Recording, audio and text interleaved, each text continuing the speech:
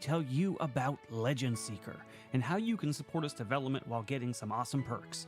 By subscribing to our legendary tier on YouTube or becoming a paid member on our Discord or Patreon, you'll get early access to all Legend Seeker lore and mechanics. This means you'll be among the first to dive into the world of Legend Seeker and give direct feedback that will help shape the game. But that's not all. Supporters will also be the first to playtest the system and will get exclusive invites to private streams where we discuss the game in detail. Your input will play a huge role in making Legend Seeker the best that it can be. Now, for those of you who love watching our tabletop role-playing game shows, supporting Legend Seeker comes with some fun bonuses for the casts. Here's how it works. If you are a Copper or Common member on Discord or Patreon, you can give a $20 benefit to a player of your choice. Silver and Uncommon members can give 2 benefits to 2 players of your choice. If you go the YouTube route, you can give a $50 benefit to a player of your choice. And for the ultimate support, Gold and Mythic members on Discord and Patreon give a $20 benefit to 3 players of your choice. You can choose from all casts across Moonskull. Every bit of support goes directly towards making Legend Seeker a reality. It helps fund the art, writing, editing, and eventual publishing of the game. So, if you want to be a part of this journey and support our shows, join our legendary tier on YouTube or become a member on Discord or Patreon.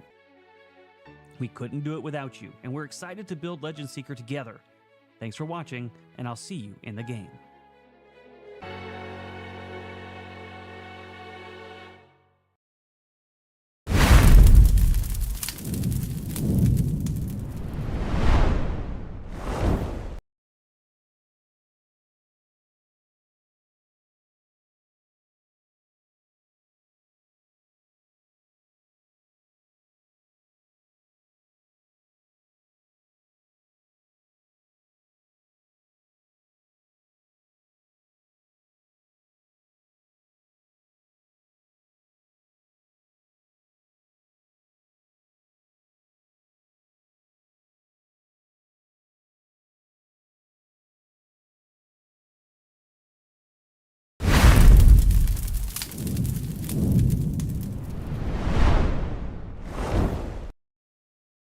Hello, everybody. I'm Frost, and I just ran back to my desk quickly in the middle of all that, and I didn't miss any of the cues to switch the scenes.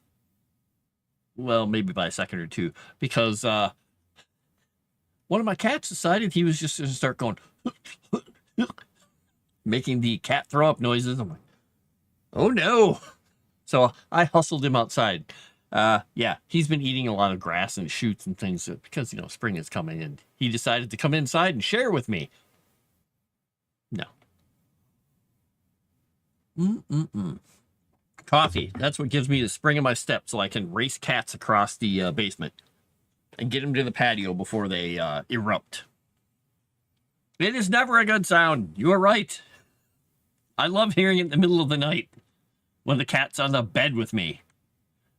You just feel a little motion in the bed, and in the darkness you hear, oh no. Oh no. Anyway, hi. Enough of that. We're talking about Legend Seeker, and I am working on the lore right now.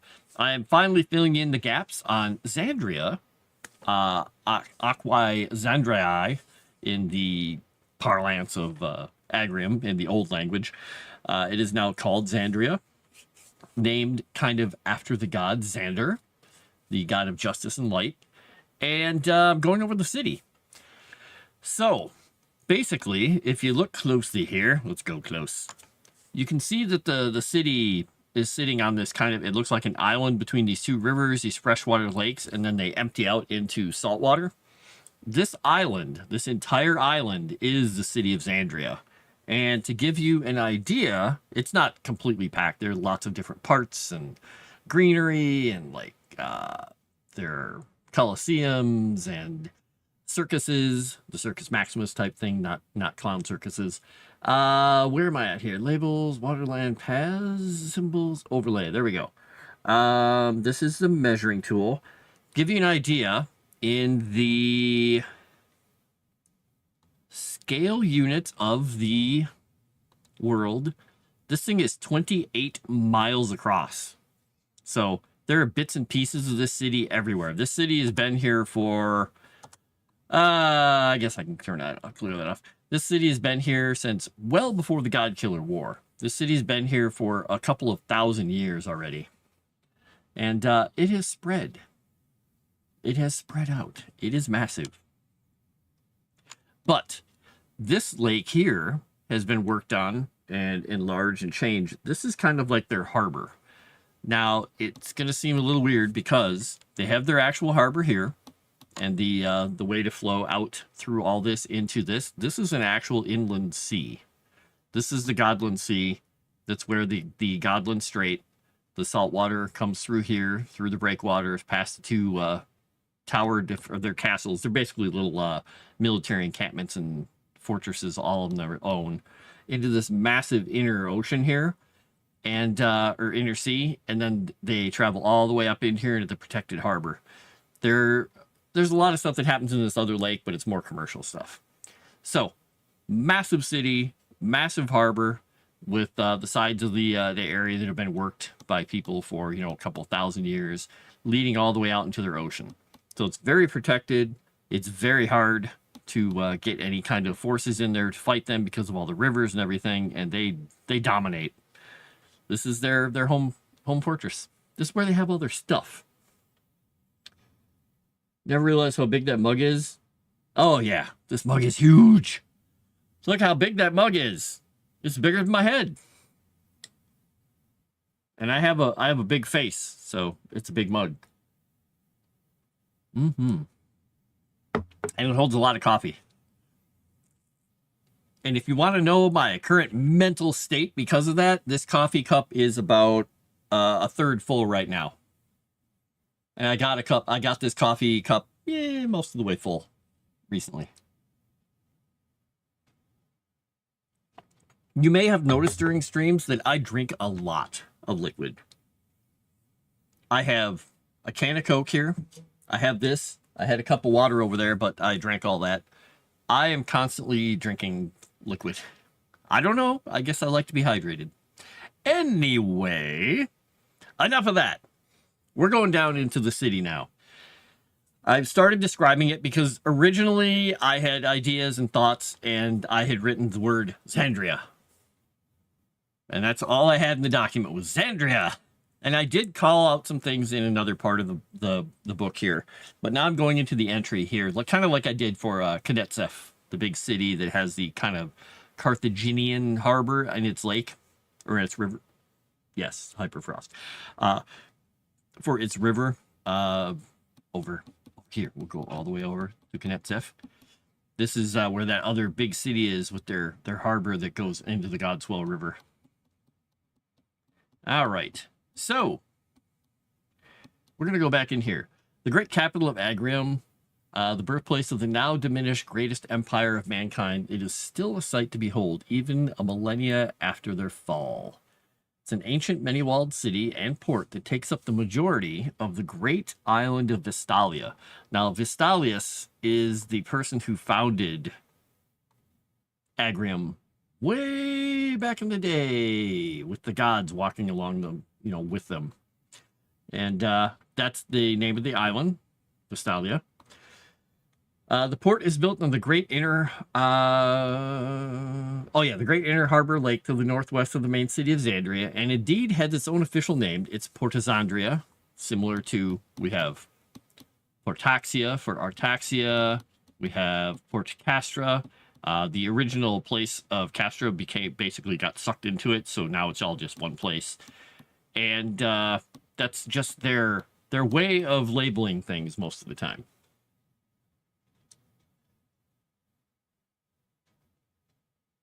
Wow, that is horrible, Shadow Warden. That is horrible. Wow. Wow. Anyway, yeah. You want to cry. Well, just go look at the pictures that Jensen put into the selfies and pics folder of the amazing countryside and the food. But the countryside is the most important thing, right? Right. I asked him to get me some pictures of ancient Rome, and he didn't respond. So I don't know if he's just not going to do it or what. I don't know. I mean, how hard can it be to get pictures of ancient Rome for me? But seriously. Anyway, yeah, so Port Zandria is technically this area here, but and it you know stuff on the shore. So Zandria stops, Port Zandria starts and covers all this, but the river mouth that leads to the great sheltered inner waters of the God's Mouth Sea to the north has been fortified, widened, and changed many times over the long life of the city. Great deal of the work having been done in the Empire's height during the God Killer War. So I was looking up just shots of how things, look now, but how they looked back in the day with some digital photos of how harbors and things looked. Now, one thing we're kind of going to ignore mostly because it's not going to change the land dramatically is I'm not going to be worrying about a lot of erosion, a lot of changing, coastlines and ports being landlocked and stuff like that. There are those areas in the map. Most of them happened, in cataclysmic ways during the God Killer War. There are areas where rivers have shifted and stuff like that. I'm not worrying too much about a lot of that right now. Some of these places used to be farther from the sea, are now closer because of erosion and whatnot, but it's not a big deal to put it into the world because they have magic, they have gods. Yeah. It's a little different than real life, weirdly enough. So anyway, I was looking at pictures and I was looking at Ostia, I was looking at Rome, I was looking at Carthage, I was looking at more places along the Mediterranean, just seeing how they handled the industrialization of ports. What did I just do here? I tried to open up a piece of art and it decided to not open it. What? Why not? Huh. Okay, there we go. Dang it, it still won't open. Yeah, so I'm going to take this, copy this image. We're going to save it here. Let's see, we'll put this into our proper reference folder. So we have it in the right place. I've got a lot of folders. I try to be organized. The Legend Seeker stuff. My reference. Okay. Boy, I have too many folders. I'm trying to figure out which segment to put we'll just put it in here. We'll put it in this one. All right. So I'm going to do what I've done before. I am going to grab one of these pieces of art here, and we're going to put it into here. There we go. There's the folder. We're going to turn this on. So blam. We're going to make this a little larger. Is that big enough for everybody? Can you guys see it? Is it pretty hard to see? I don't know why it came in postage stamp size. But I'm looking at these kind of images. So they've got this cool hexagonal fort here, or shape, with all these bits and pieces and stuff, and how they manage the water and the breakwaters and stuff. I want to come up with ideas of this stuff. I'm not going to do the maps right now, but I'm coming up with just in my mind how over a couple of thousand years of buildup they would actually have changed the coast. They would have changed the shores. They would have changed everything to stop, things falling away, erosion, manage everything the way they want to manage it. And this is, artist renderings of how things used to look, which is pretty cool. Pretty cool. And oh yeah, there's some fanciful drawings from back in the day that people did of these things. Wow, yep. Okay, medieval scholars, we know you couldn't do perspective. That was fun. Yes, I have a picture of Athens and its port. It is, all right, let me search. Where is it here? Wait, why did my... If you guys have never used the program, everything.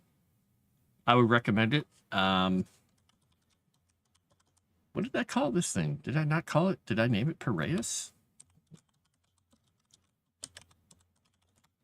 It is such a good tool for keeping things kind of organized on your machine. You can search for, text files, video files, all kinds of files, everything. You can find all the things. Where is the image I had? I think this. Oh, nope, that's not the right image. I'm finding my Carthage ones. I'm finding that image of Piraeus, but that's the modern image. I had one that was I don't have it in this folder. It was an ancient drawing of it. And it was...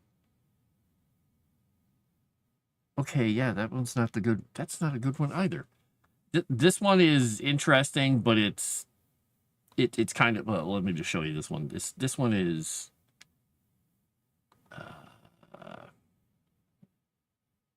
Wait, what folder did I... What folder am I searching in here?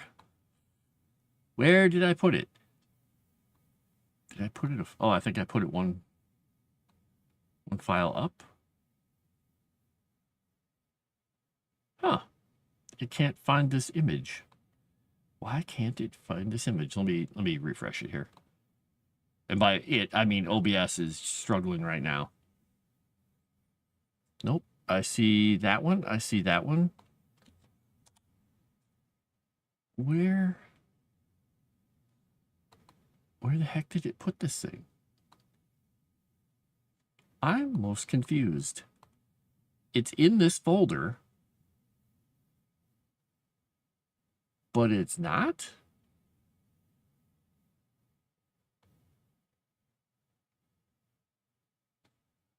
Oh. Why can't it? Huh. I'm really baffled. This image just won't show up. All right, well, it's an old weird image about the plague of Athens, so whatever. We'll just we'll go with the modern one here. We'll go with the modern version. Here we go. I'll show you modern. Wow, OBS is struggling. All right, this is the modern version. Well, quasi-modern. With their cool little harbor with all their little slips and boats and stuff, which is pretty neat looking. But I'm trying to find my ancient one. Well, let me go look online, see if I can find another version. And this is the Piraeus. This is the modern Piraeus. Where is ancient?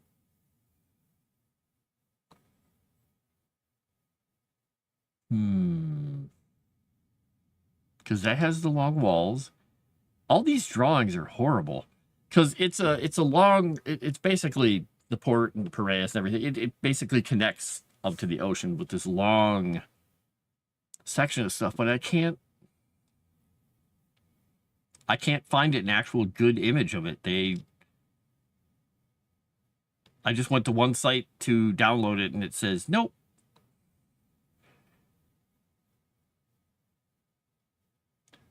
There's one here that's in Danish. How useful is that?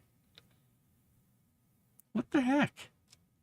What did somebody just go on a rampage here and try and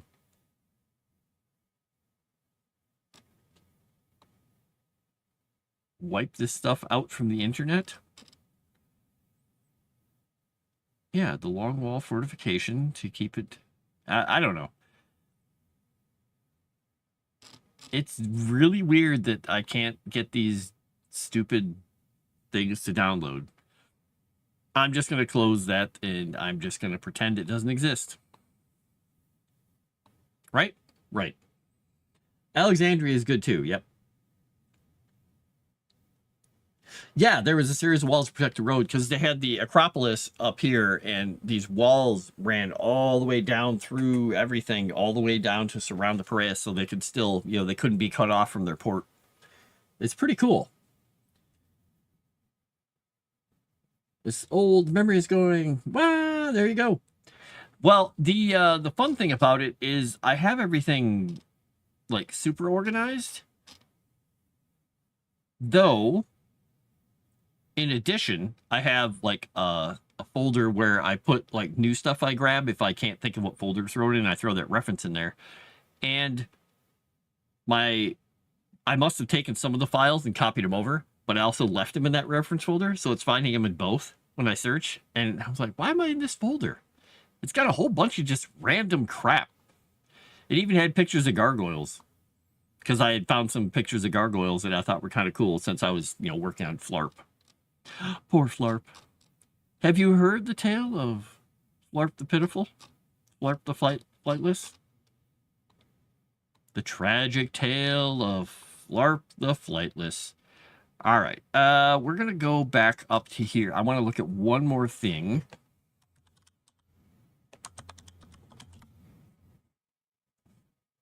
And what was the one that you mentioned? Alexandria. There you go. Flarp.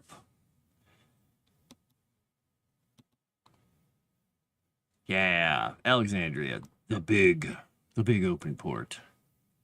And where's the breakwater of... I thought Alexandria was also the one that had the little island off to the... Yeah, it does have the island off to the side. Yes. All right. Here we go. Ancient ports. We'll open that one up. Okay. There we go. Didn't want to open the image up. Image 17. Ancient ports. The catalog of ancient ports. I found the website we were all looking for all along. Oh, okay, why is there are no pictures? There's just the catalog. Le catalogue. Okay, Spain, Portugal, France, Corsica, and Sardinia. Ooh, West Italy. Let's look at West Italy. Okay. Does it actually take us to these ports is the question. They have an interactive map here. And I'm wondering if I go to it. Oh yeah, you can zoom in pretty far and look at these ports. It's actually pretty cool.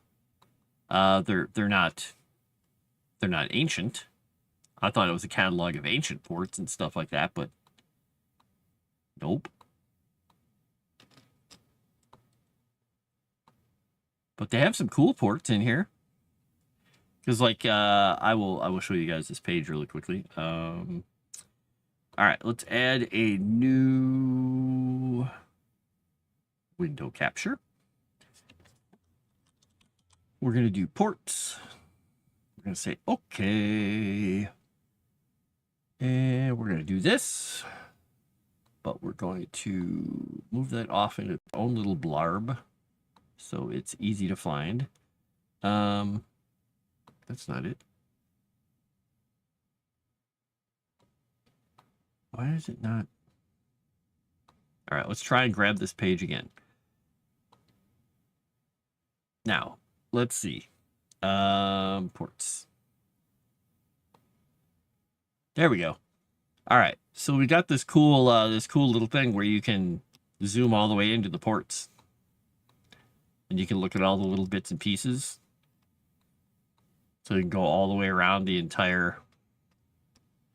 Because, you always wanted to know what Manfredonia looked like for port, right? I mean, it's not showing me any ancient stuff. Well, that's interesting. Well, that's all marked off. What are we learning? Things are marked off weirdly. Italy's a weird place, man. Brindisi. See how they kind of utilized all the little islands and everything in there? That's kind of cool.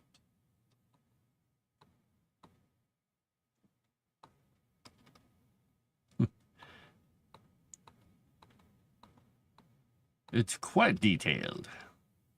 Santa Maria de Luca. And if you look closely, you'll see Jensen sleeping right about there on a bench by the port. Hopefully he's not sleeping on a bench by the port. Boop. All right, we're going to go back to working on the port here, too. That's kind of cool, though. Pretty neat.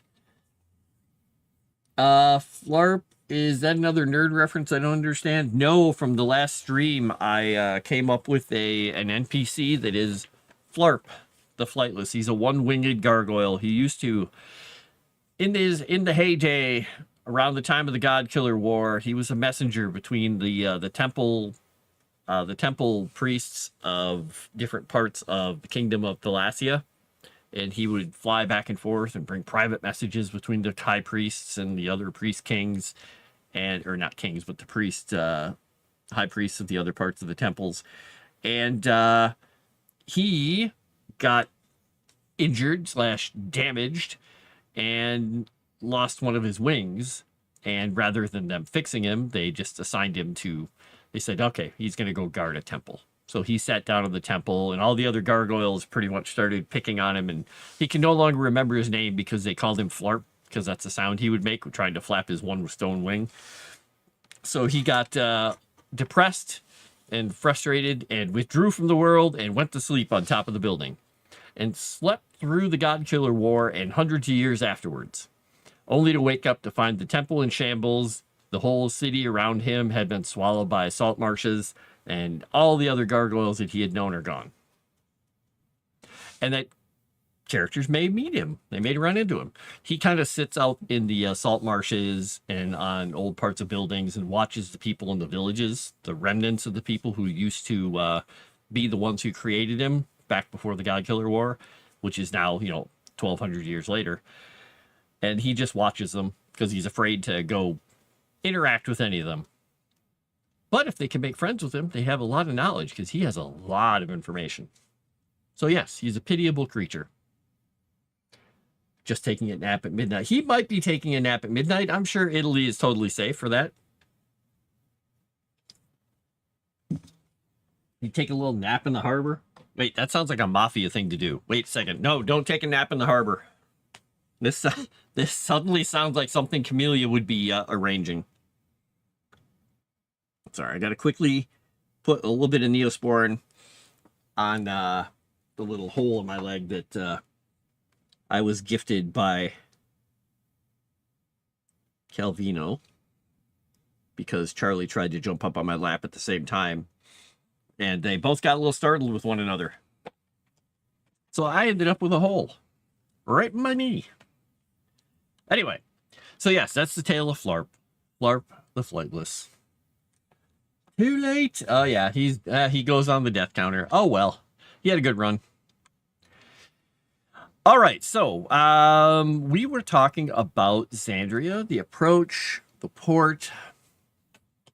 We're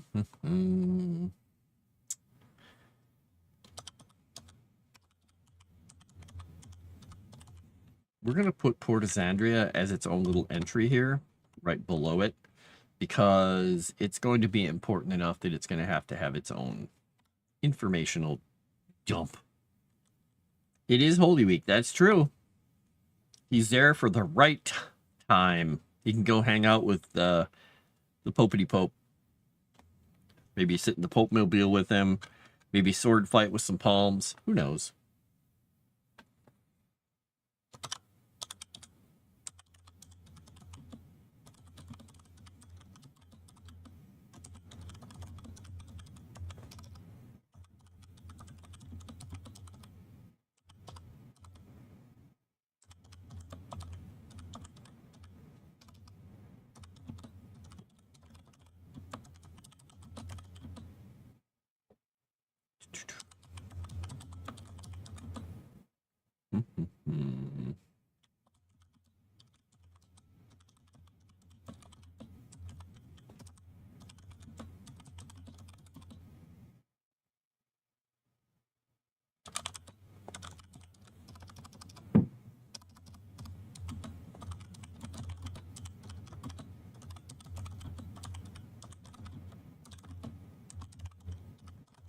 All right, Port of Xandria is a marvel of agri and engineering, a six-sided harbor retaining walls and canals that have transformed the ancient lake.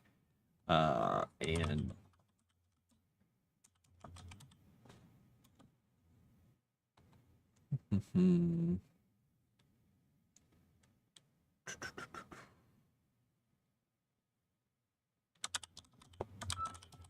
floodgates that have transformed the ancient lake and river canal into the great inland harbor for Xandria.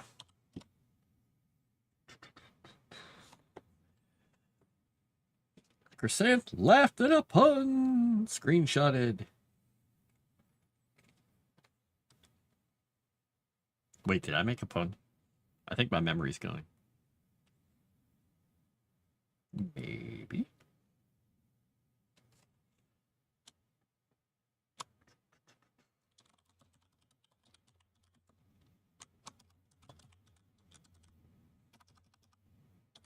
You know, I don't remember. How did I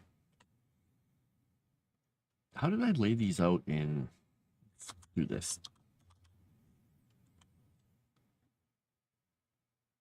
Okay, Onsen, go to Knetsef. Okay, I went to heading 5 with those entries. Okay, got it. Oops.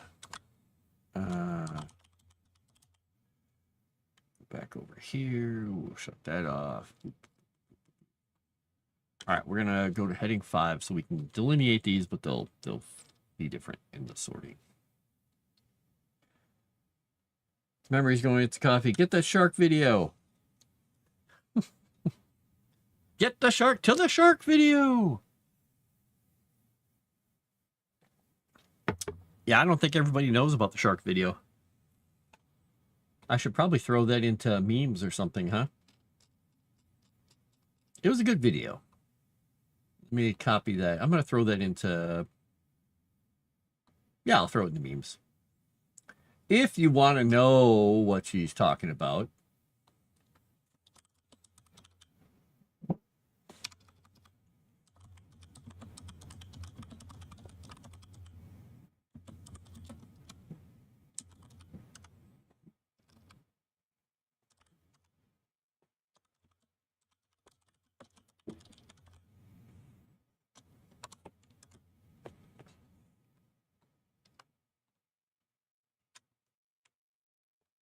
All right, there we go.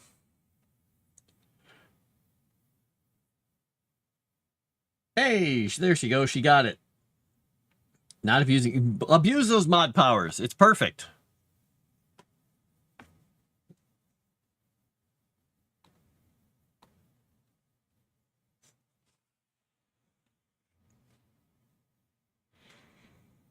You gotta.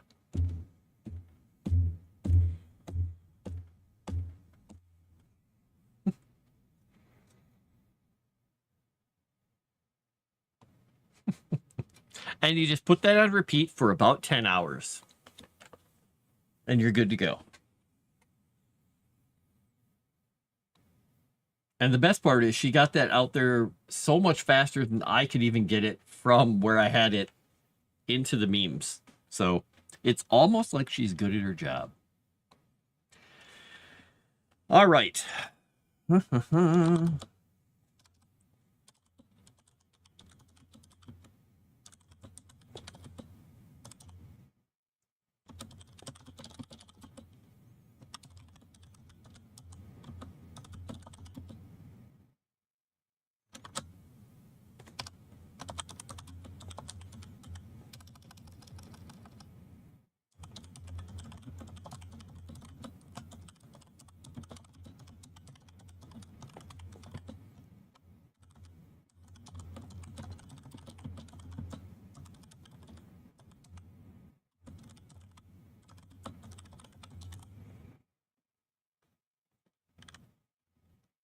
I don't understand why the shark, but it made me smirk.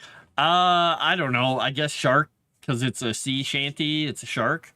I don't know. And the shark was cute. The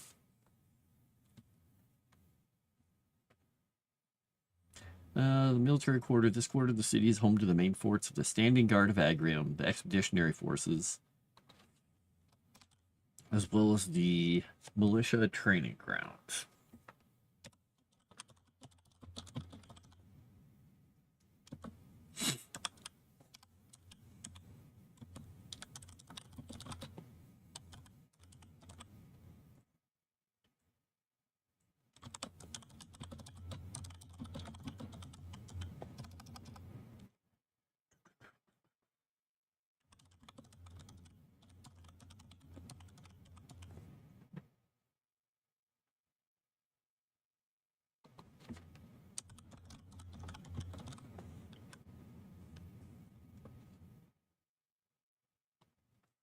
Hmm.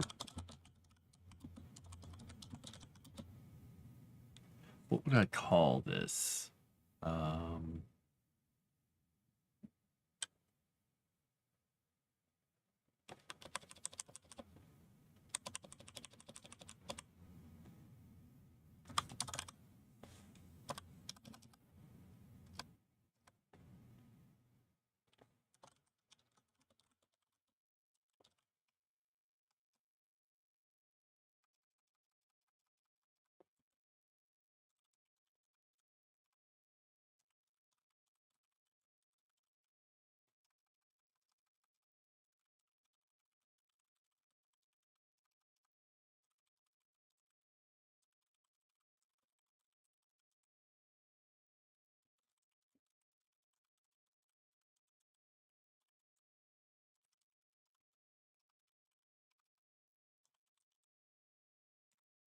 what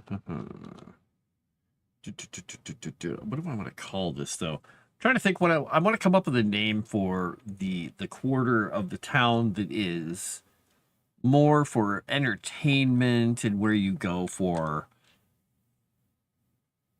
not necessarily hedonistic pursuits, but more hedonistic pursuits. Um, I was gonna call it the Hedon Quarter, but I think I'll actually call it something having to do with Davila.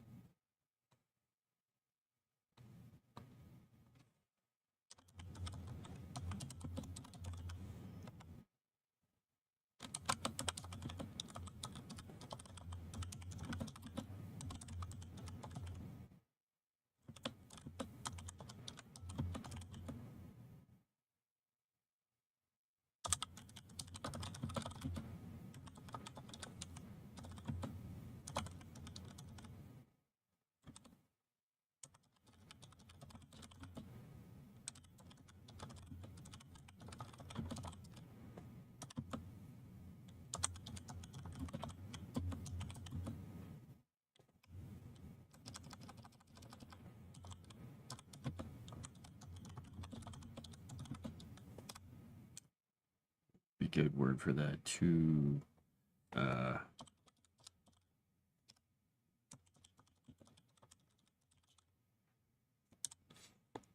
all right, we're just gonna call it Davila's Lane.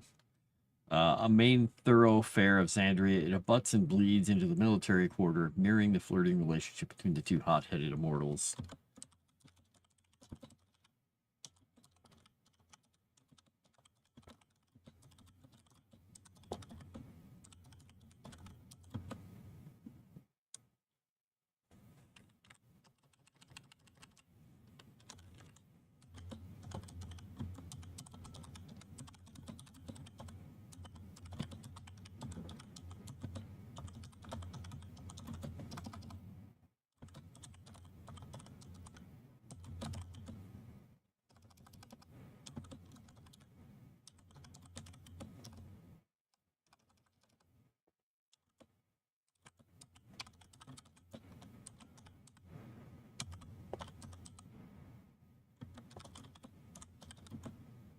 Mm-hmm.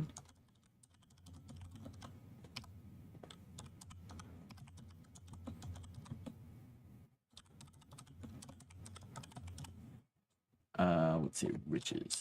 So, a main thoroughfare of Xandria, it abuts and bleeds into the military quarter, mirroring the flirting relationship between the two hot-headed immortals. More than a mere street, this area, this R, if the city, how I type goods. The area of the city features a wide assortment of luxury markets, brothels, bathhouses, as well as arcanum, uh, run by witches and wizards who follow Davila.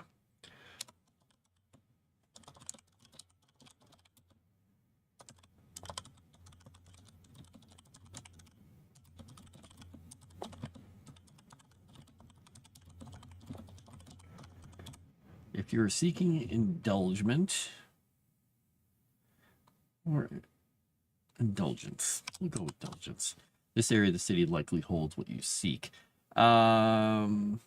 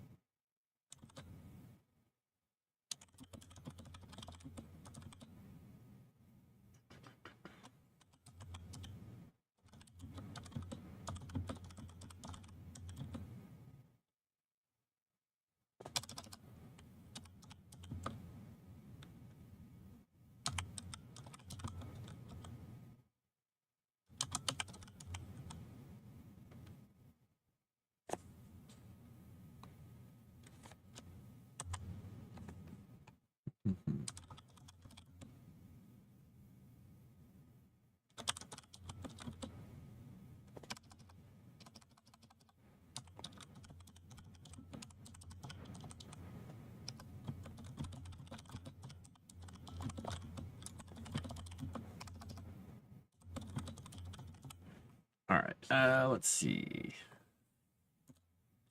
Put this at the end of, wait, did I mention, wait, there we go. We'll put it here in this.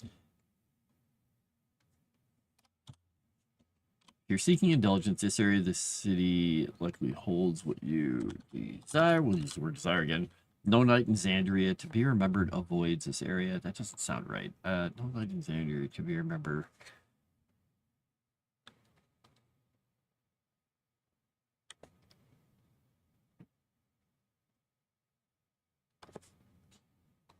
I guess I won't go with the negatives.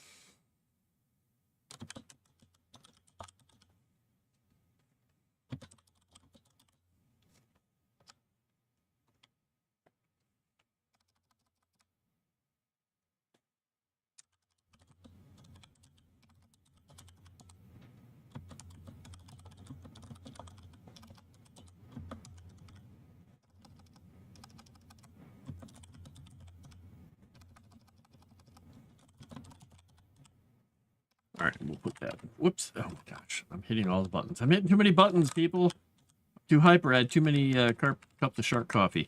All right, if you're seeking indulgence, this area of the city likely holds what you desire. A memorable night in Xandria always includes a visit to the Lane. Ba-ba-ba. Where you can go get your, I don't know, shark fin soup for all your needs. A main thoroughfare in Xandria butts and bleeds in the military corner. And I don't like that. I like...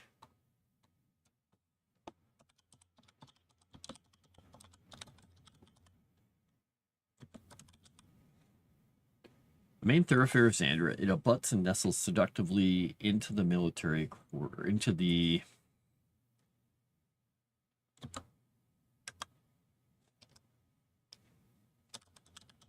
rigid borders of the military quarter, mirroring the flirting relationship between two hot-headed mortals. More than a mere street, this area of the city features a wide assortment of luxury markets, brothels, bathhouses, as well as arcana run by witches and wizards who follow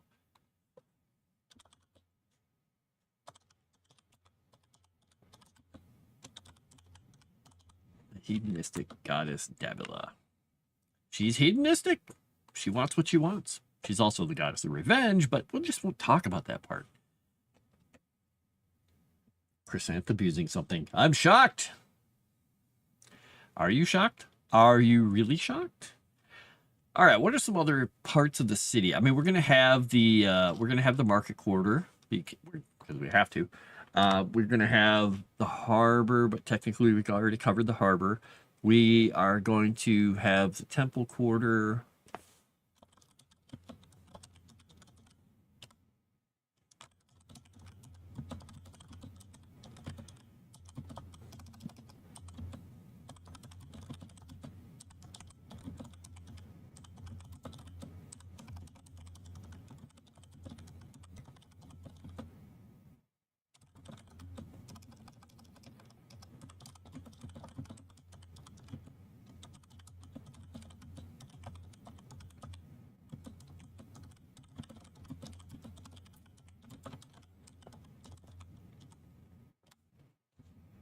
So that's the Holy Quarter. 5. This area of the city is home to the... I don't know how I wrote that word so wrong. Vast Gardens of Xandria. I won't even tell you how I misspelled that word. The temples to most of the major gods of the pantheon, as well as the great lexicon itself.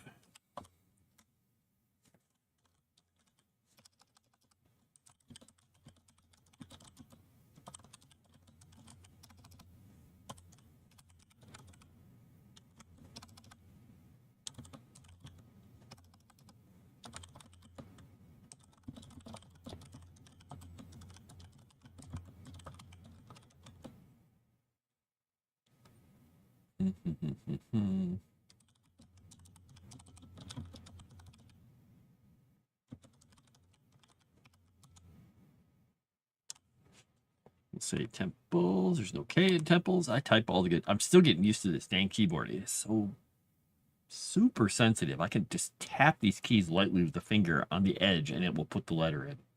I got to get used to it. I've got to type more down, less angled. I don't want, I need to be more praying mantis and less, I don't know, praying mantis with arthritis.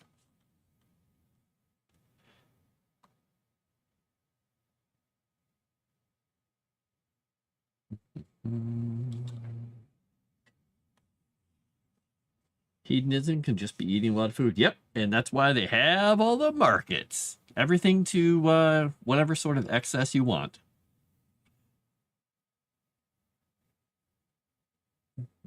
That's why they have the luxury markets, where you can get things like what was it in the Life of Brian? Wolf nipple chips, ocelot spleens, lark's tongues, or lark's vomit, whatever it was. All those things you could buy. Packet of gravel for the stoning.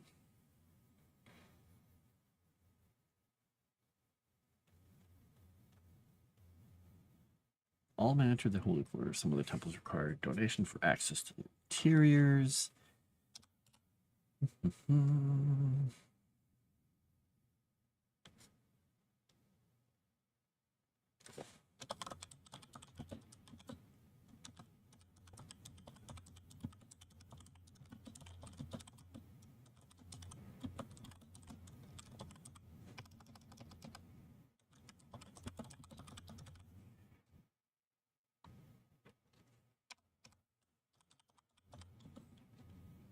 Debate about theology and agrium is often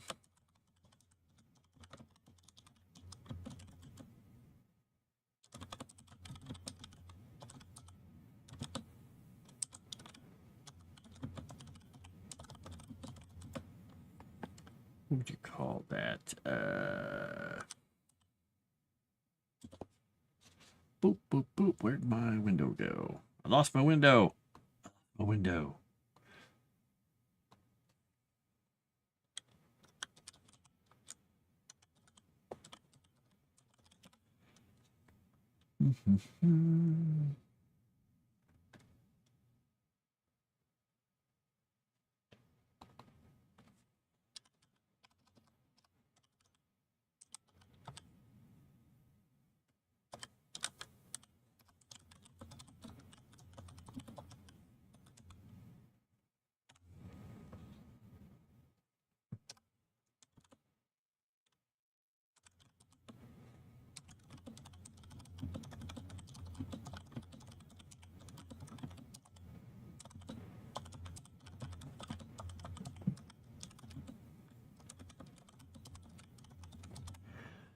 All right. I spelled levied right, except it didn't like. It didn't about the comment. Okay. Unlike in Fryland, debate about theology and agrium is often conducted indoors and in small venues. Street preaching and proselytizing is frowned upon. Fines are levied on those who engage in such unseemly behavior in the public streets.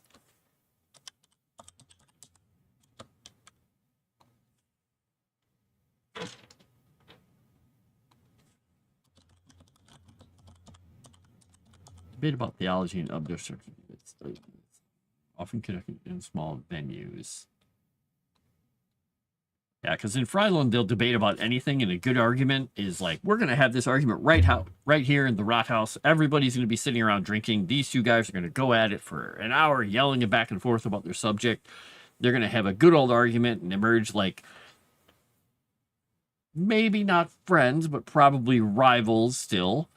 But at least understanding one another. In an agrium, it's like, you go do that over there. You go debate inside that place. This is the proper way to do it. This is decorum, people. Street preaching, proselytizing is frowned upon. Fines are levied on those who engage in such unseemly behavior in the public streets. All right.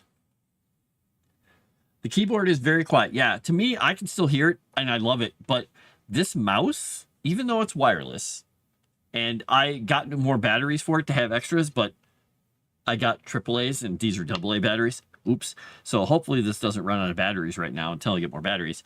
This little tiny mouse is so quiet.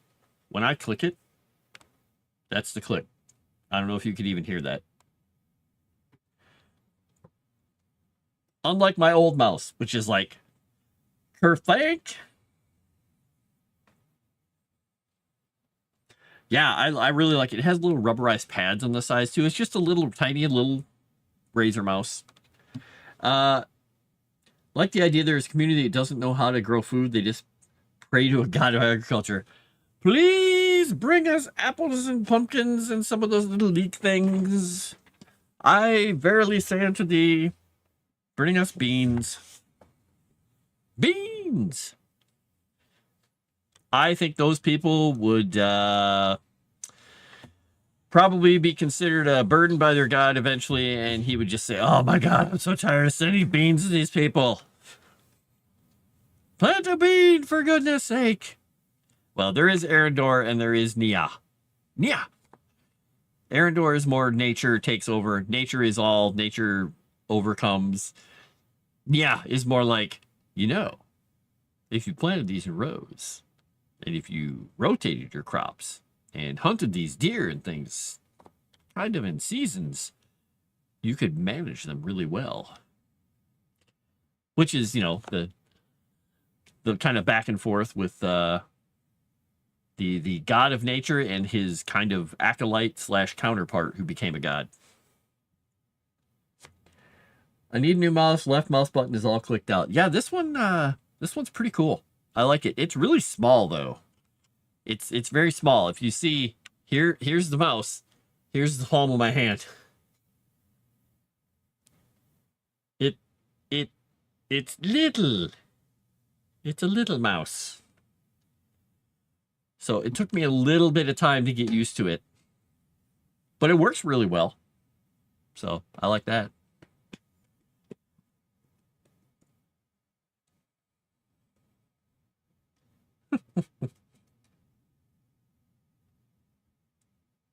Agriculture.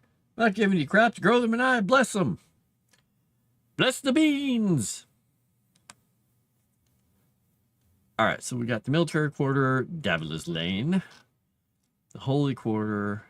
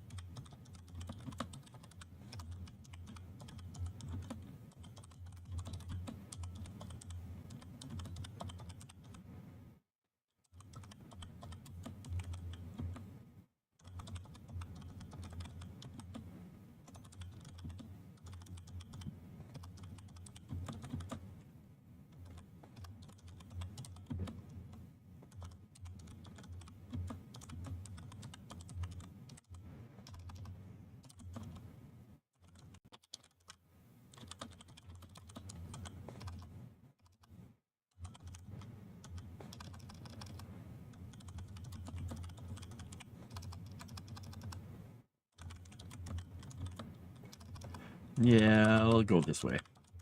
All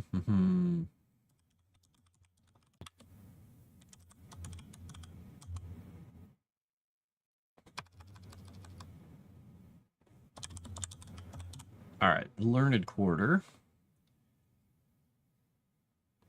This section of the city is devoted to libraries, houses of study, philosophy, and engineering, often referred to as Oren's Quarter or Vulcan's Quarter. This is where a great deal of agrarian innovation is born.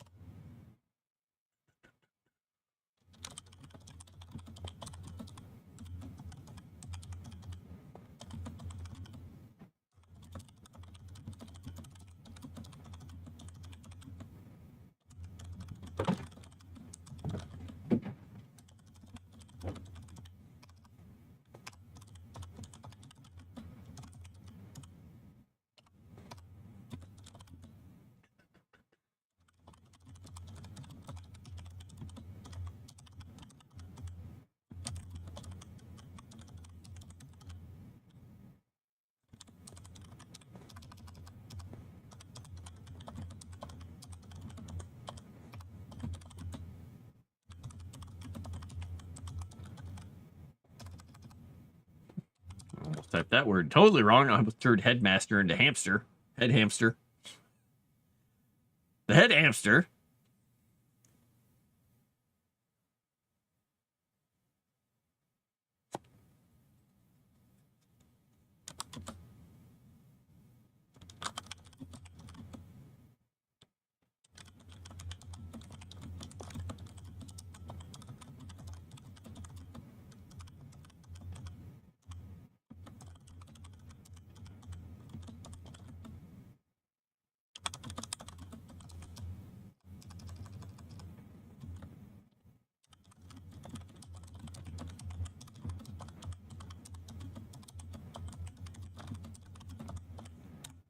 All right.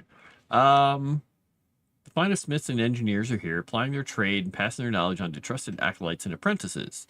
There is no house of wizardry here any longer, the last one being banned from the city during the Godkiller War. The grounds still stand, enspelled and unenterable, supposedly cursed by the former headmaster. There are legends that say the school will be reopened when needed, but lore on such a taboo subject is hard to come by. Instead,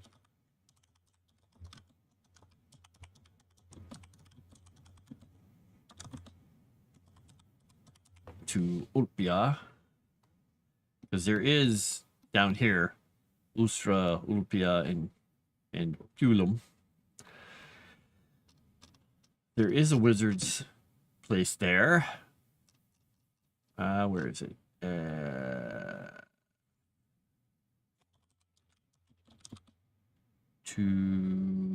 What would be the word for that?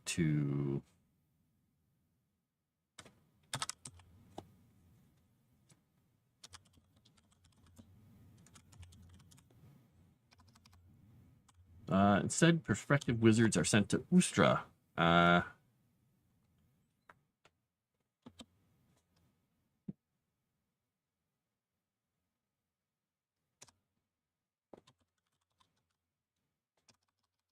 they're sent to Ustra to learn their trade. Anyway, let's see. Seaweed and tuna? Maybe you could. Yeah, it started to make my hand cramp up the first time, but the thing that's good about it is this is the hand that I got, ripped open by that dog, so it's always got a little bit of cramps and soreness. Using this mouse made it hurt right here a little bit, but that went away after about a week of using it, and now I can actually click on the thing properly. The cool thing about this mouse, which I'll say they actually designed it really well, is the top, this thing, there's no specific little like clicky buttons. They don't have like a groove, so you can't get goop down in there. If you spill something, you don't get stuff down in there. The back of this mouse, there's a little thing under here. You just literally, it's got a little snap and a magnet. You pop it off. It takes off the entire front of the mouse here. These little pieces of plastic are literally, that's the top of the mouse. These little pieces of plastic bend down. Those are the mouse clickers. And it has a really good springy feel to it. I like it. Yeah, it's really cool. Chrysanth, I'll find the link to it. It wasn't the most expensive mouse in the world either. I will send you the link to it if I can find it here. It was pretty cool. This was after me doing lots of searching and lots of people recommending things to me. All right, let's see if we can find the actual link to it. Here we go. Sending you a link to a mouse. Oop. Link to mouse. Blarp. There's mouse link.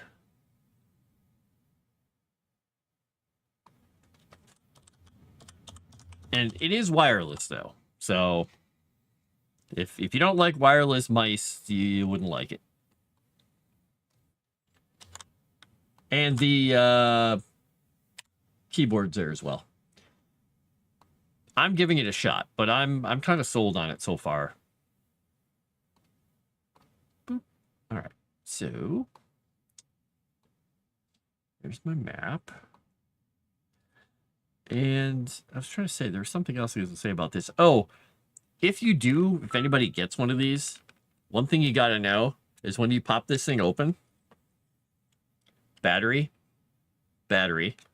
mouse wheels and all that stuff, there's this little thing in the spine here. If you look at it from an angle there, you can see this little half moon shape where I can, kind of stick my finger down in. That's a slot. When you get the mouse, that's where the little dongle is for the wireless bit. You have to reach in here, you have to pull that out, and that's what goes and plugs into your computer, so you have wireless connectivity, and then you connect it with the button on the bottom. I couldn't see that because it's a little white thing sticking in a little white shape hidden by other white shapes. So it took me a good 5 minutes of screwing around with it to figure out where, because I thought it was in the box somewhere. I was like, oh, that's where the dongle's at. It was well hidden. Boop. Fun times. Yup.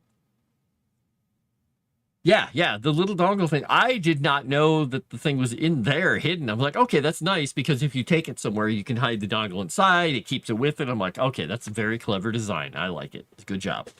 Good job, people. Success. All right. And if anybody wants those links, I'm sure that Crescent will share. The keyboard is not cheap, though. I mean, that thing was like a $160 keyboard. So it's not the most expensive keyboard I've ever owned, but it was not as cheap as I thought it was going to be.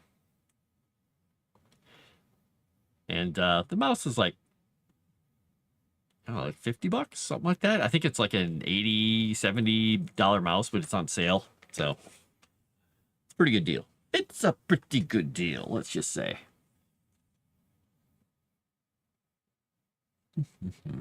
All right, where was I at? Oh yeah, we're talking about the wizardry school. I'm trying to decide if I want to put something else about that.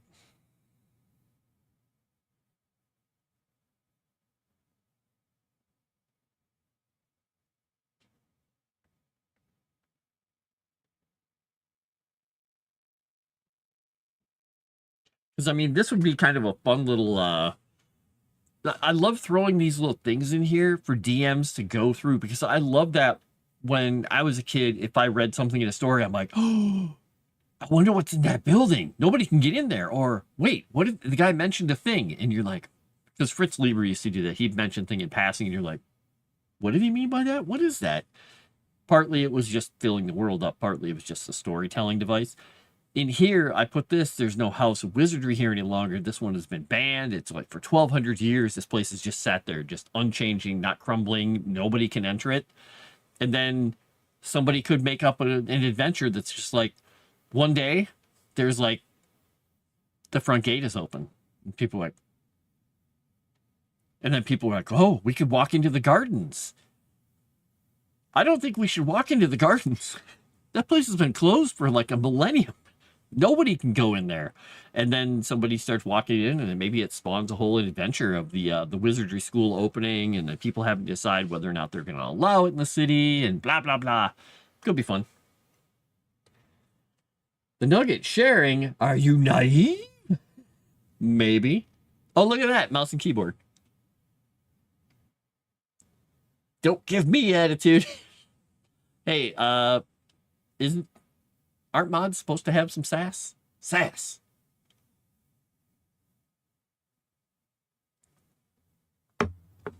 Now all we need is the sassy witch to show up. And then we've got sass.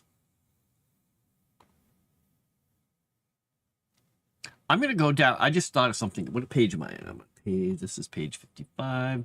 Let me go all the way to page 100. Where am I at? Let's see. If I go. Oh my gosh.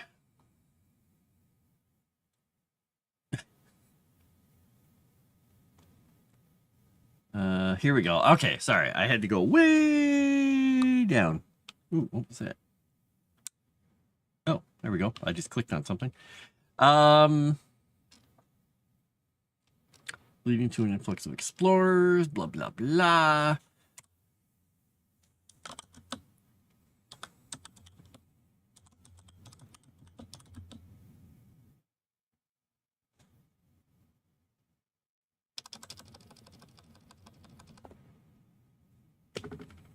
What would we call this?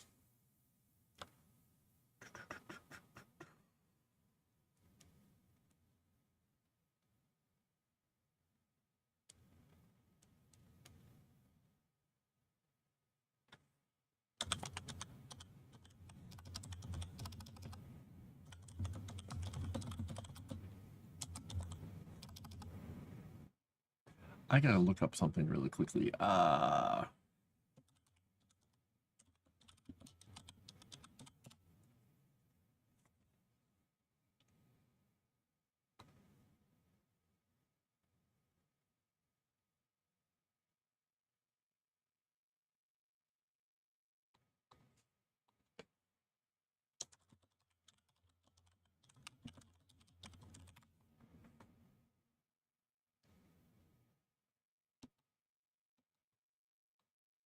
wonder if that works actually.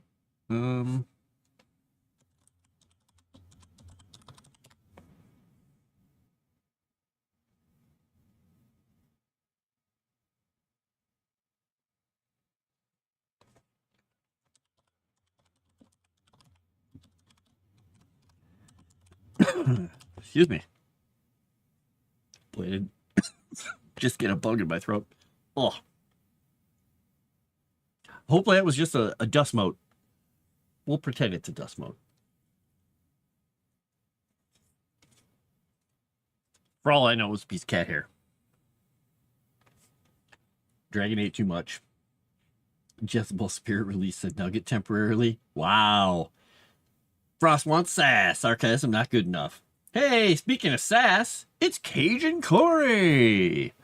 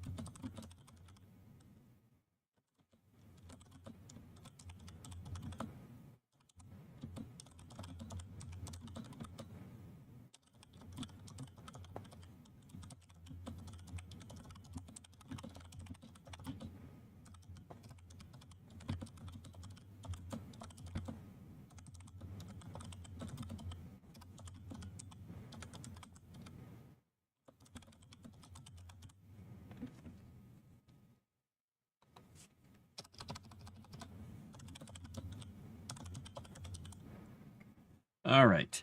Wait, why is that? Oh, I'm putting a rumor down into the lower part of the document here. The garden gates of the Luda Magia in Xandria were found open recently, allowing brave souls to enter the front gardens of the sealed school for the first time in a millennium or more. The garden is coming back to life slowly and features more than one variety of herb that was thought to be extinct in the Godlands.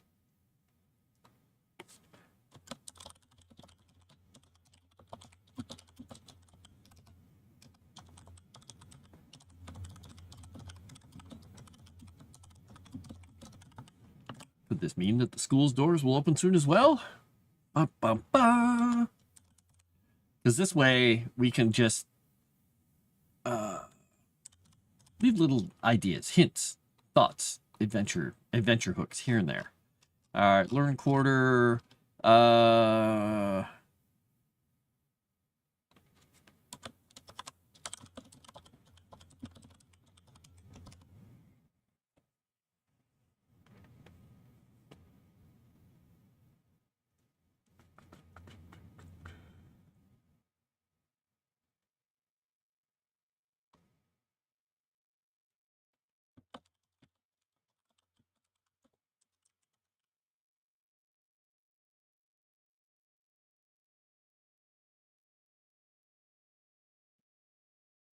Okay.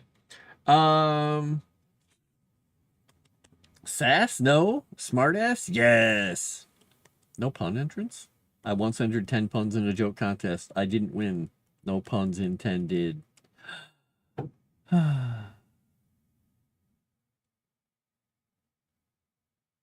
That's horrifying. Okay. Let me look up one thing about Ustra and Ulpia. The great school of Ustra is on the eastern coast of Agrim, dedicated to teaching aspiring wizards the dangers of the mana stream and the proper use of magic.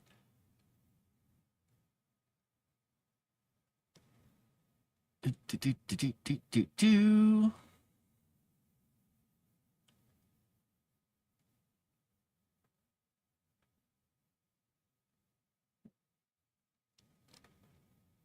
Okay, so this wizard, Ulpia, is the one who, one of the wizards who founded the school at Ustra during the God Killer War after they were forced out of the city.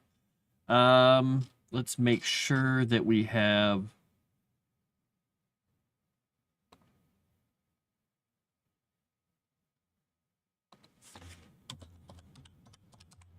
Former Headmaster Ulpia. So there's still a town named after him, which is where the harbor, where not harbor, the quarries that got the stone, his observatories and all of his things he has here that they use to build the great school at Ustra.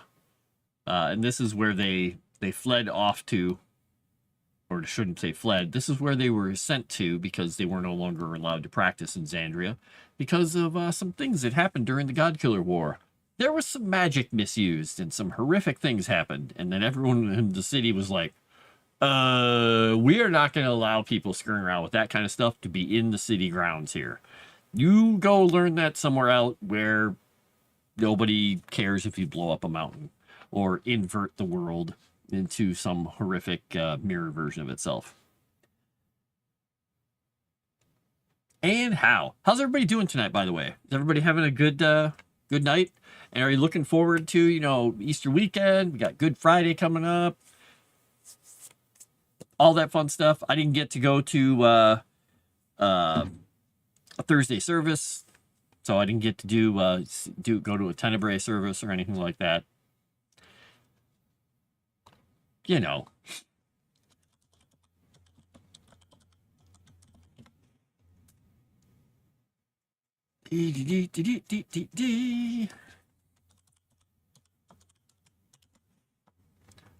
I forgot that I was going to be taking tomorrow off, and I was like, oh, yeah.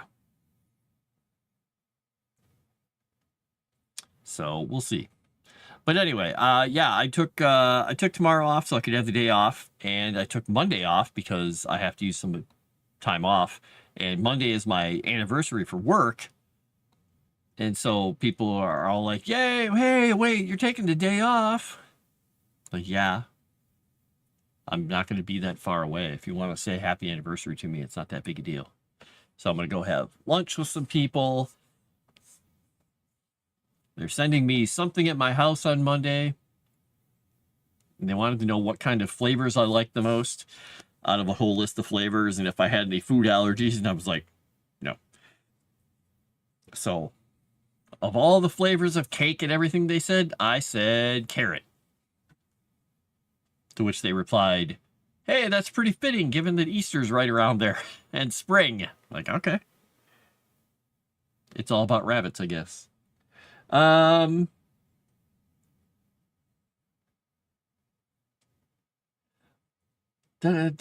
be a busy weekend. Magic misuse. Well, this was a little more than misuse. This was them they stole something that Grix had been screwing around with from the Keepers. Things they should not have been messing around with. And when they used the magic, it also detonated the version that they had. Because it was connected on a, let's just say a quantum scale magically. And that's what created the underside. Oh, it doesn't matter that some of these people were elves and they were doing it way out in the middle of nowhere. Everyone was very upset by it and said, no, not in our city. Does Grits like children? It's a very important question. I heard Grits is for kids. No. You're a horrible person. Yeah, working this weekend, I did get Indiana Jones The Great Circle on PS5 today. Get ready for fist fights galore. I have some screenshots when I was playing that, and people saw I would like get into one fight in the yard, like in the Vatican, and soon there would be like 27 bodies unconscious in a tent, well, dead, sprawled everywhere. If you turn on the vision to see the outlines of people, it was just like bodies, and I'm like, stealth achieved. There's no one alive to raise any kind of an alarm. I plan to go down to my dad's. His wife's in the hospital, so I don't know if I should or not. Well, that's not good, but you could visit, I suppose.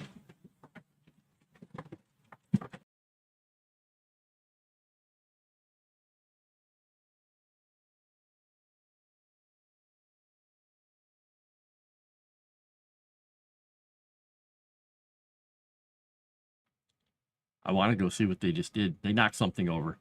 And it could be because that one cat I told you guys about, the little cat named Taz who tears around like crazy, the little cat I found outside who's a little scared of people, but he's kind of okay with me saying hi to him kind of close up, but his back legs don't quite work perfectly. I don't know if he got injured when he was a little kitten. The doctors are like, there's nothing you can really do about it, but I mean, he seems perfectly healthy. He just doesn't walk all that well. His back legs are a little messed up. I don't know if they said it's dysplasia or what they use the term for it. They said it's a neurological thing that can happen to, animals, cats in particular in certain cases. But when he runs around the house, he's like, his front legs are like, let's go. And his back legs are like, we're going along for the ride. He will just barrel around like a madman, which is why I call him Taz, the Tasmanian devil. And that sounded characteristic of his running right there. So that was fun. Oh, you got a pic of the kittens? One looks like it's hugging the other one. Nice. All right, I'm going to go see what they're up to. I'm going to put you guys on the Be Right Back screen. Hopefully nobody got themselves stuck in a plastic bag or something that they pulled out of a drawer again. If so, they're going to be running around in terror. Why is the bag following me? All right, I'll be right back.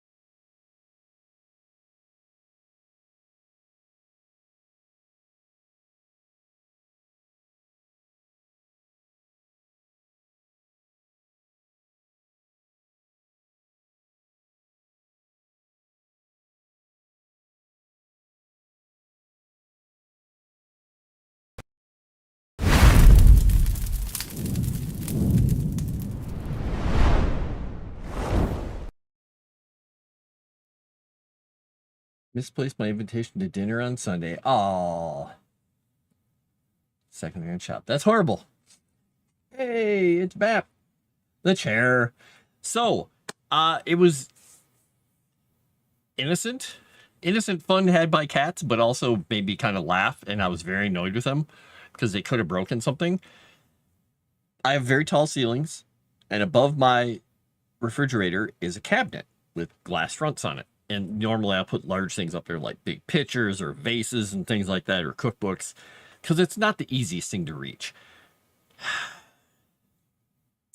In there's a beautiful vase that I have there that I don't remember if it was given to me or if I got it for someone else, but it has this huge sheaf of fake plastic flowers that I had gotten for a centerpiece when we had Easter dinners and stuff. It's there. I've had it for years. And it's literally just big plastic flowers in this vase. One of the cats figured out all they had to do was be like, and they could open the door. And so the door was open. And I'm like, oh no, did they break the vase? Nope, vase is still there. I'm like, what the heck is going on? I close it. I look over. Frankie comes around the corner and he's like, looking a little scared. I'm like, what the heck is going on? He turns around, all of a sudden he grabs something and he starts running away. I'm like, what did he do?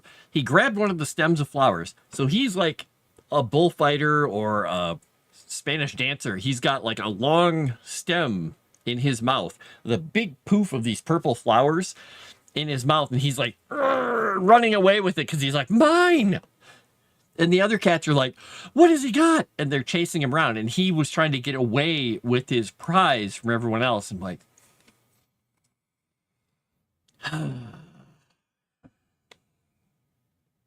yeah. So I'm going to go get one. I have one on a different cabinet. I would get one of those kid locks that has the little U-shaped thing where you go click, click, click and lock it. Because I'll do that to a couple other cabinets they can get into. I'm going to have to lock that one up now. Anyway, long story short, my cats are too inventive. Yeah, 4 legs good, 2 legs bad. Now they will work on video games. No! Easter puns. Oh, no. Position. Excellent idea. She's a mean one, Mr. Grinch. Miss Secretary Grinch. You training your cats to attack flowers? No, they're learning how to do that all on their own. It's so much fun. I was very happy when I did my test burn in my cool little new fire pit that the cats were suitably worried about the fire and were like, ugh, stay back. I just expected one of them to jump on it and be like, hey, oh God. But no, they were all like pleasantly avoidish, pleasantly staying away from it. All right, where was I here? I was in the Learn Quarter talking about the Wizard School. Is there anything else I want to talk about the Wizard School?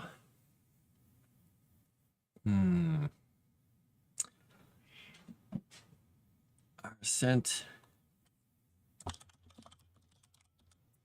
I'll say it's. I'm trying to give little hints in the text here, so when people read it, they don't have to go to the map and go, "Okay, he called a city name out. Where the hell is it?" I'm like, "You're in the town." I'm saying sent down the coast to Ustra. So now somebody has a clue. They can say, "Oh, down the coast." Well, they'll look down the coast and not see it there. They'll look down the coast and be like, "Hey, there it is. It's down the coast." So that should help, hopefully.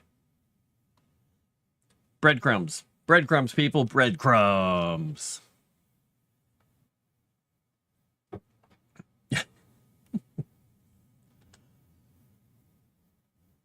Chrysanthi, looking forward to tomorrow. More madness in the madness building of madness with all the people who are mad. Hopefully your character won't get baptized in blood. I think hopefully they're done with that part. I don't know. Because you've been christened. It should be done.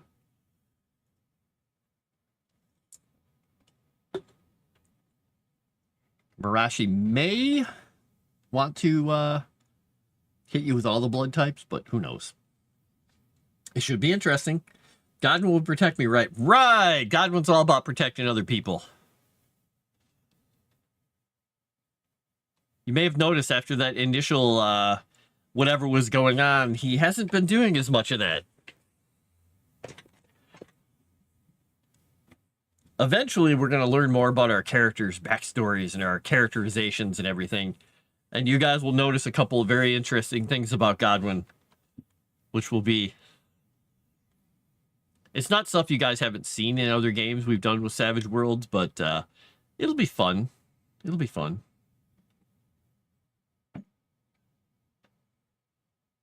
Breadcrumbs. She was giving me an attitude earlier. Breadcrumbs. Well, in this case, I was talking about breadcrumbs in here, but I like to do that when I'm role-playing characters, too. Sometimes it's a bit subtle. It's not as easy for people to pick up on as, like, you know, an overt, like, method of speech or whatever. But I like to leave those little hints, little clues. If you see the whole series, you'll kind of start getting an idea about it.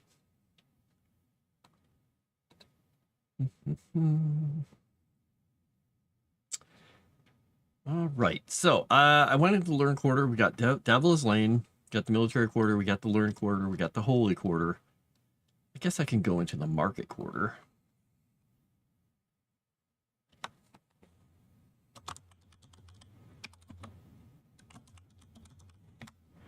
I guess I could do that.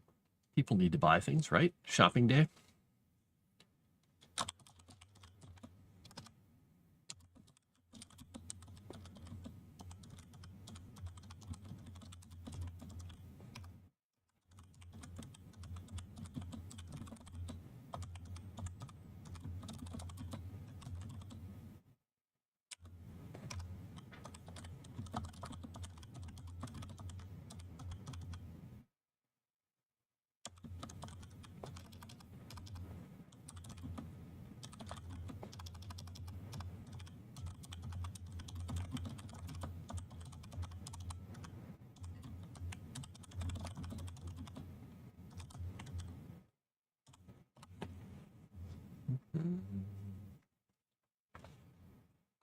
We'll say Central.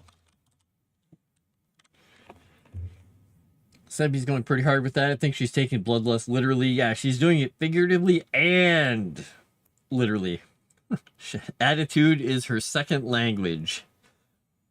ASL. Attitude is a second language. Totally separate from ESL.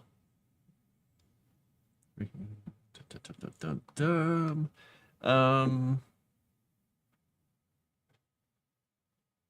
don't think I have to say a whole lot about this, honestly.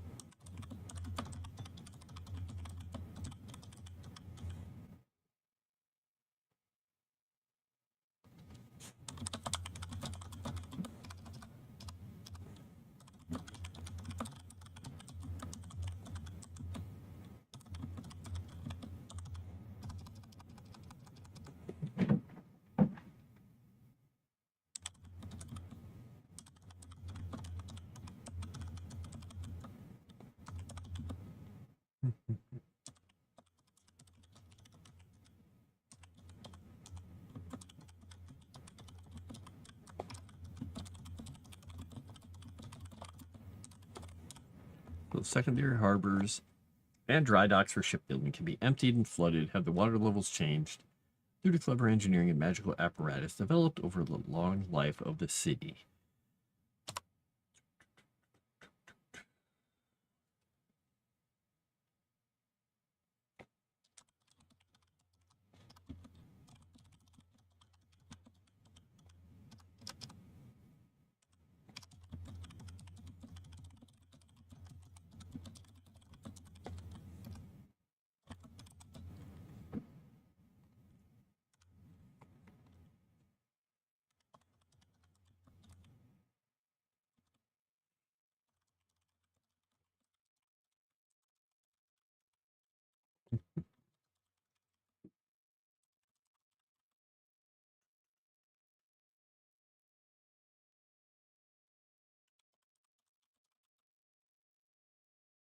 Um, what is like?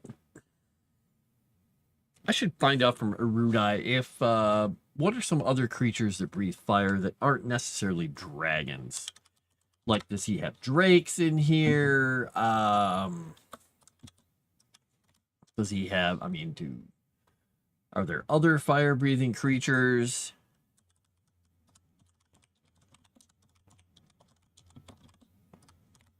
Let me check something. I could even go with massive like fire beetles or something because I know he has normal fire beetles. Um, let's go into here.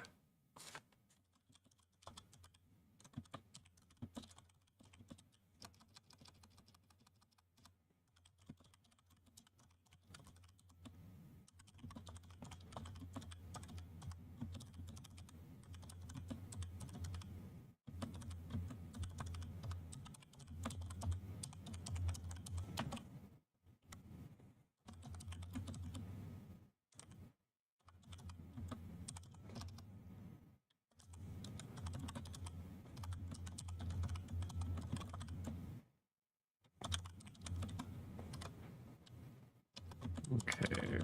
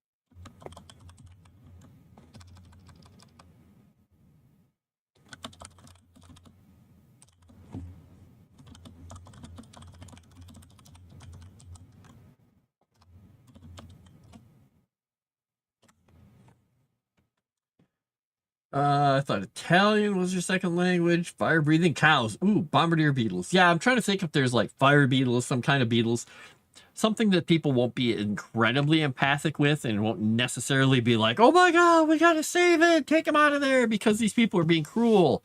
Because they have these cisterns in the city where in certain areas they pump all the waste instead of flushing it into their water, they pump it down these things sluice ways into these big reservoirs where they have these creatures. And the creatures, if they don't spend their time incinerating all this waste, will basically just get flooded by it. So they're stuck in there. They can't get out, but it's in their own interest to destroy the stuff. I mean, they're fed, they're trapped there, but at least it's a way for them to get rid of stuff. I'm thinking also there could be some gelatinous things in there, which would kind of work because, Fantasy City could work, maybe.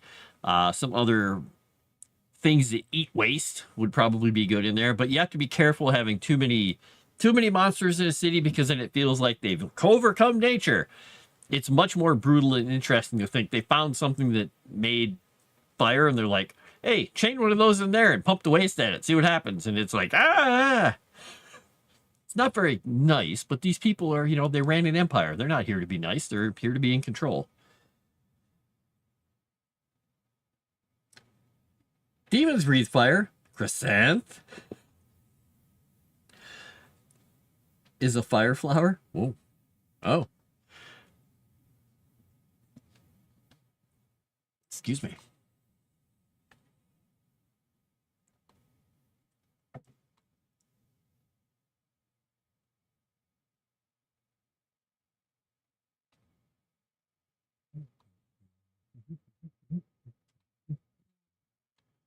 Okay, that didn't load up what I wanted. All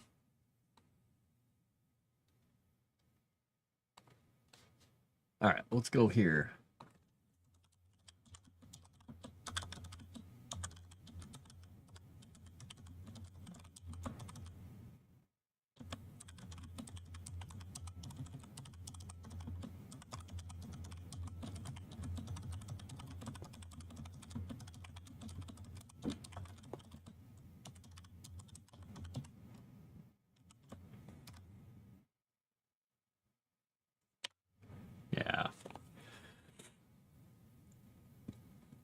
Ew.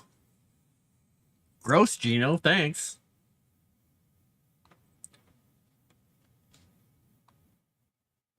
Gross. It's so gross.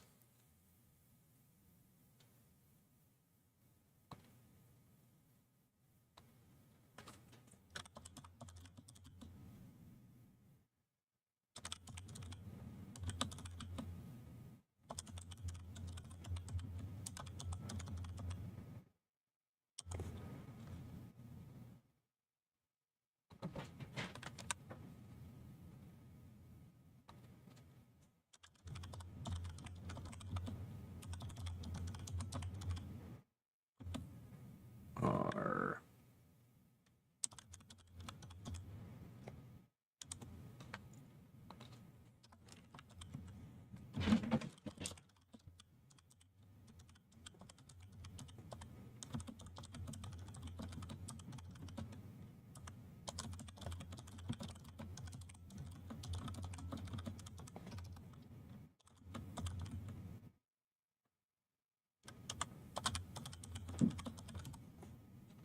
So they're fed regularly, but need to keep burning off the waste so let's not get buried in it.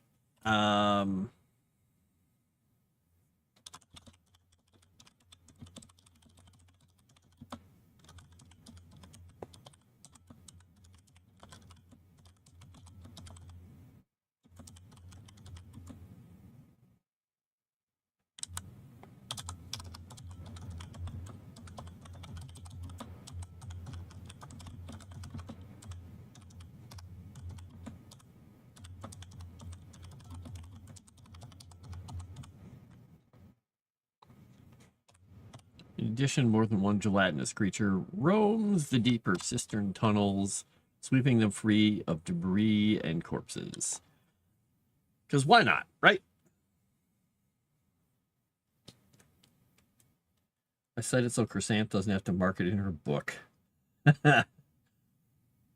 Tremors 2 was the Shriekers? Fire ants. Wasn't that just Tremors 3? Tremors 2. I don't know. I know Tremors, and that's all I know. I don't think I ever watched the others. Didn't they have a whole TV show, Tremors? I think they did. I think they did.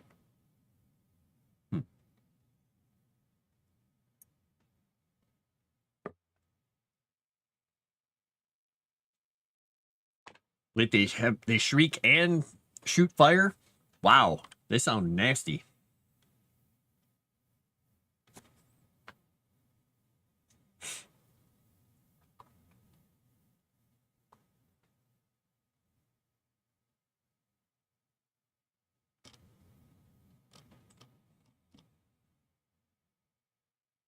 It had long running series. Yeah, I thought so, because I think the guy from the dad from was it Family Matters?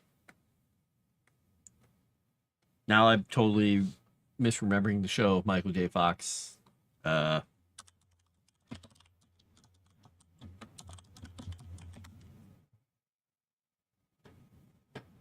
Family Matters.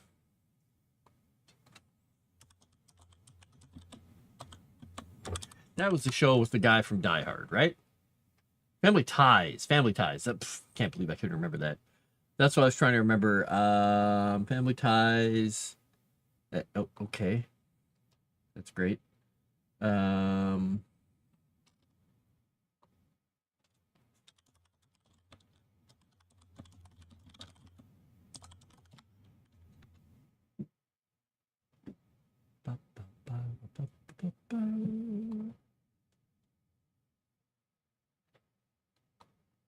Michael Gross. That's the guy. What a name. He played Bert. Yeah, the guy who played Bert. Yep. Yeah. Yerp. Man, those shows were so iconic back in the 80s. Holy cow.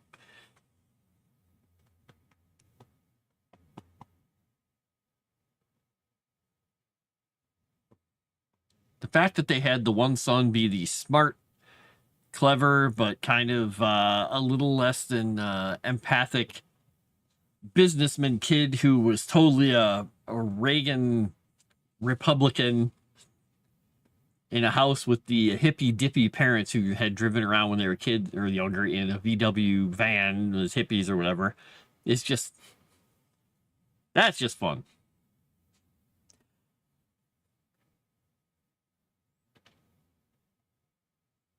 Had the misfortune of watching Mansquito on Sci-Fi. Oh dear. Bert was the one thing that made the movie fun to watch. Yeah, his character was like, here you go.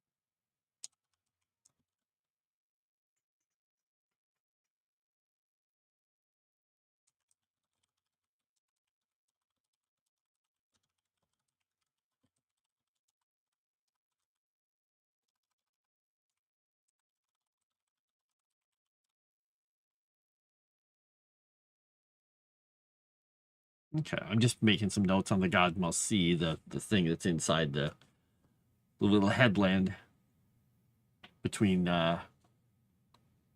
Castrum Ari and Castrum Asa.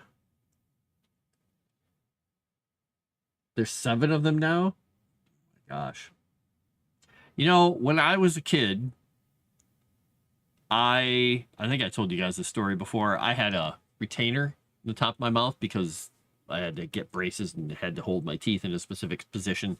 It wasn't the biggest thing. It was a piece of plastic with some metal pits on it. But I was drinking milk one night and I swallowed the thing. And they were pretty astounded. They're like, oh my gosh, we're surprised you didn't choke on it. But it went right down my throat. And I'm like, so they took me to the hospital, did x-rays and stuff. And they're like, it's not in your esophagus. It's not in your tract or something. So it must go right down into your stomach, which is good. And they're like, but we're going to have to keep you overnight. I was like, great, this is going to be fantastic. They're like, the good news is your stomach acid will probably just dissolve the whole thing. Maybe not the metal, because there's little bits of metal in there, but they were really small. They're like, but it's 90% of it was plastic, so it'll probably get dissolved. Like, okay, fine. I had to stay in the hospital. I couldn't change the channel on the TV in the lounge or in the room where I was at. And it was only showing like the weather or something. It was some time channel or whatever. So I went out into the lobby and I couldn't change the channel there because they had it locked. So you could only use this one remote, the big clicky remote they had, but nobody was responding. I couldn't go out there.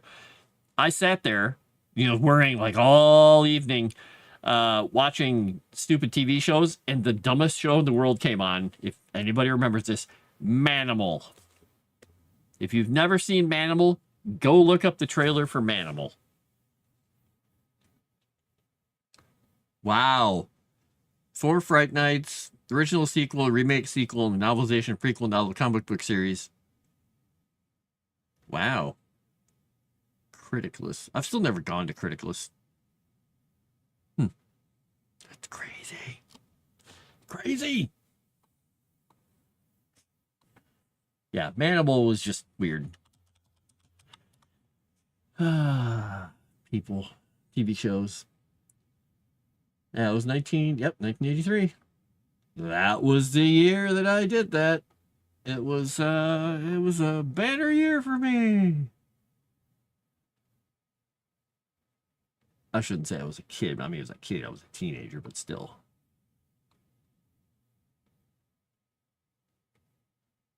It's such an 80s show, the intro. You should go watch it. It's got hawks screaming and panthers and 80s color separation and all kinds of stuff. It's horrible.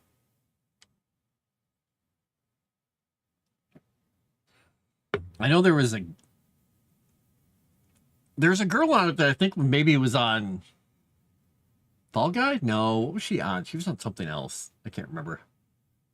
There's some famous people in there that you'd be like, oh yeah, I know who that guy is, I think, from things much later in his career. I just remember the scene that I was watching was there was a truck barreling down a highway and they closed in on the hawk or the eagle or whatever it was, and it was flying down. They looked at the back of the truck moving, and the hawk's little talon came down and went like, click, or unlocked the thing. It was like, really? Okay. It was pretty bad, but kind of funny. Bad execution. Now I got to do some Manimal stuff in here, obviously. That does remind me, though, I do have a whole section and an NPC I'm working on that has to do with lycanthropy. The good kind of lycanthropy. The kind that's more governed by Kika rather than Grix. So, stupid fun equals 80s media in a nutshell. Exactly. I mean, you had anything from Family Ties to Different Strokes to Manimal to the show I can't remember the name of. Mr. Merlin? No. I don't know. It was Merlin runs a garage and he gets this kid under his tutelage who's going to be the new Arthur, who pulled like a pry bar out of a bucket of cement. It was weird. Anyway, there's the 80s for you. Not to forget Knight Rider. All right, so this entry, I'm going to step away from that part of the entry, the Port Zandria, because I don't want to go too much deeper into that. I'm trying to think if there's anything else I want to say about this.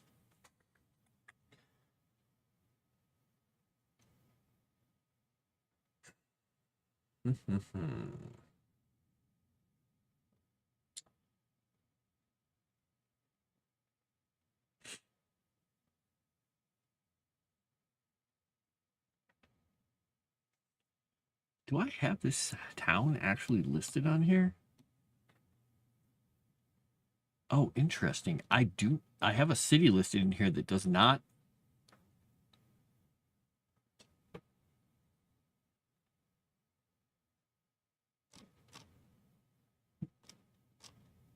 Huh. Let me check something here. Okay.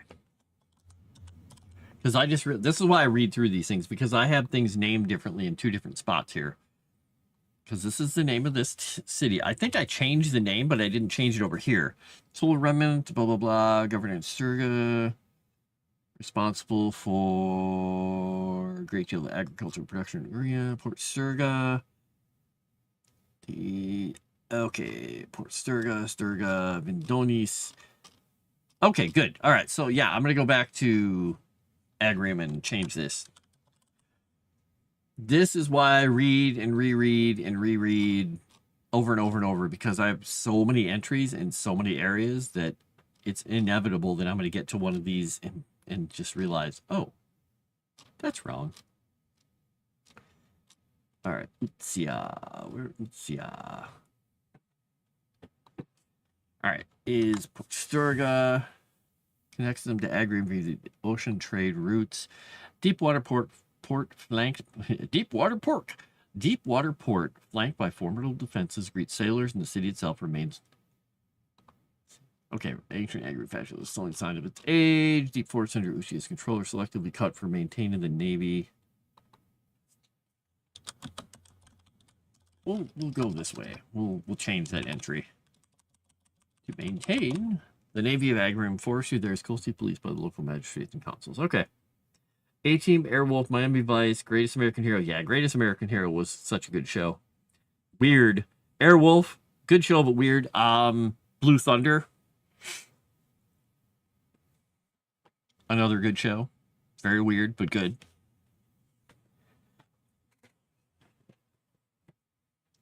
Not to forget about other things like Archie Bunker.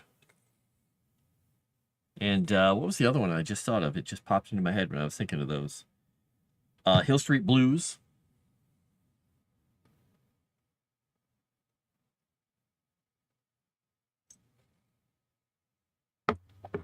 Though thinking of that, I just saw a commercial that I don't know if it was from Saturday Night Live or what, but it showed a lady and her two kids, and they're like, "Ooh, fizzy, son," and it was like some fizzy orange drink, kind of like Capri Sun or like Sunny Delight, and she's like pouring it out. It's like, "Here you go, kids," and pouring it out, and all of a sudden the mascot runs in and is like, "Hey, everybody ready for a cup of sun?" And they're like, "Ah!" And they start screaming and running, and he's like, "What? Why is everybody upset? I just want to help, you know."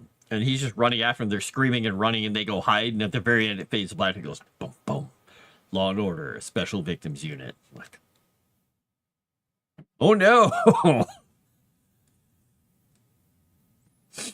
I don't know about Miami Vice. The show is pretty serious a lot of times. Yeah, there was a lot of serious stuff in Miami Vice. Did you ever see the Key and Peele skit that they did that was kind of Miami Vice? If not, you should go watch it. It's called like Blowing Things Up? No, I don't remember what it's called.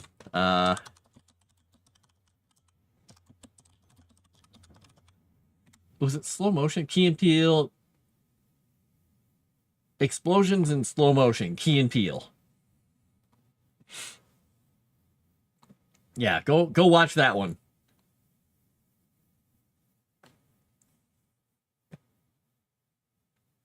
Just make people look at the more goofy episodes and forget how dark that show actually was. It was. There were so many bad things happening. I watched it recently again. I was like, oh, geez. Holy cow. Like the main characters and their relationships with people. It was like, oh my gosh. Actually, another show that was actually pretty good was it Nash? Something called Nash PI, something like that. It was the Don Johnson was a private detective, I think.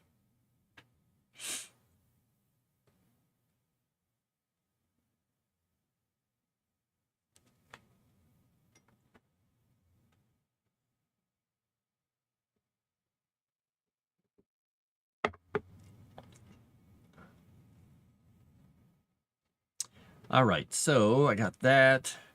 Nash Bridges. Yes, that's what it was. Thank you. Thank you, Gina Fury. You got it. You got my back. You've got the words that I can't remember. Good job. Thank you.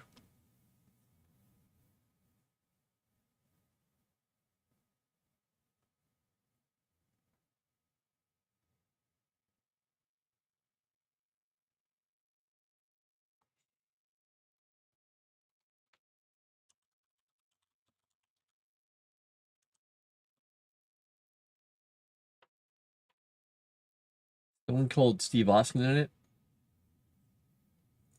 Boy, I don't remember. By the way, I have to tell everybody I'm really excited because a little while ago, like a few days ago, maybe it was a week ago, I got followed on X.com by John Cena, which is, you know, so amazing. But then I also got followed by a fake Elon Musk account. And I can tell it's fake because it says his name is Elon Musk and it's like the real Elon Musk or something, but it has no profile picture. Like, I believe it's you.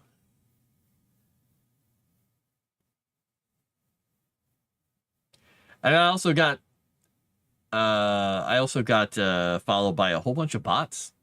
Great. Just random names of girls with random pictures that are like models or whatever, aspiring this, aspiring that, or artists. Like, yeah, you're all real. I can tell. I know you're all real. Now, if I could only get all those people to follow me on YouTube. By the way, if you haven't followed me on YouTube, follow me on YouTube because I'm still trying to get more people on YouTube, and it's very difficult to get stuff on YouTube because I'm not a girl. I'm just me, and me is not busty. Yeah, famous on the internet. Woohoo! Yeah, exactly. He's on a tear. He's just following people. I get those too. I get tired of deleting them. I was just like, "Pfft, whatever. Whatever, people. I don't care anymore. You guys do your stuff. Oh my gosh, it's time to stop already. Holy cow. Okay, well, I was yapping on about all this stuff and I kind of forgot to check the time. So, yeah, please like and comment on here.